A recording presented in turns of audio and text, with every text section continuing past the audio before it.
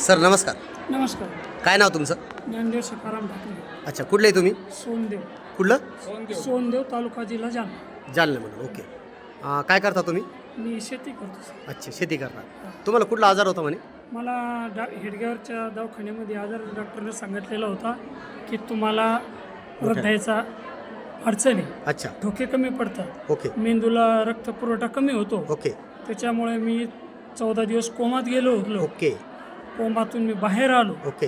आणि त्यांना माझं स्टेटमेंट 4 वर्षापासून तिथं चालू आहे. किती वर्षापासून? 4 वर्षापासून. 4 वर्षापासून. किती खर्च आला? मला महिन्याला आणि तेव्हा जे स्टेटमेंट चालू होतं माझं तेव्हा आता माझा 7-8 लाख रुपये तिथे गेले. 8 लाख रुपये गेले. हां. आणि मला दवाखान्यातून सुट्टी झाल्यापासून हां. आता मला 12 ते 13 हजार रुपये याचा औषधाचा खर्च आहे महिन्याला. किती दिवस कोमत होते तुम्ही? मी 14 दिवस कोमत होतो. ओके. आता तुम्हाला आमचं प्रोडक्ट कोणी सांगितलं? मला एक तुमचे एक सपकाळ आहे. मी आपण कोणती मॅडम? रमा जाधव. रमा जाधव. अच्छा, किती दिवस कोणतं प्रोडक्ट घेतलं तुम्ही? रिअल.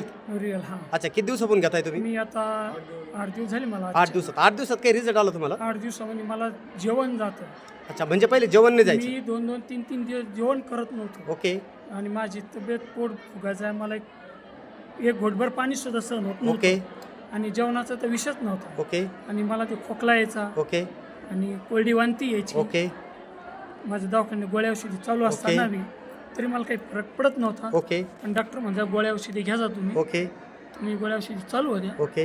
आणि मला बरेच लोक आता या औषधानं किती टक्के म्हणजे काय जेवण जायला लागलं? आतापर्यंत तुमच्या याच्यामध्ये 8 दिवसामध्ये मला 15% पुढे फरक पडला.